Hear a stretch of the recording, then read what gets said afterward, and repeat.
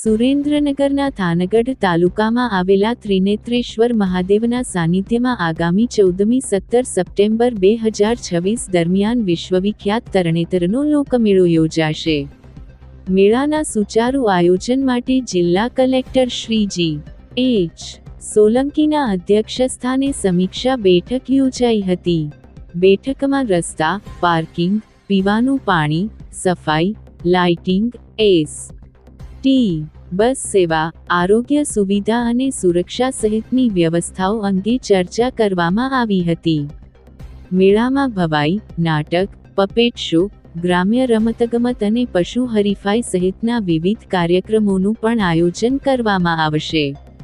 કલેક્ટરશ્રીએ તમામ વિભાગોને મેળા પૂર્વે જરૂરી તૈયારીઓ પૂર્ણ કરી પ્રવાસીઓને કોઈ અગવડતા ન પડે અને સુરક્ષિત તથા સ્વચ્છ વાતાવરણ મળી રહે તે માટે સૂચનાઓ આપી હતી.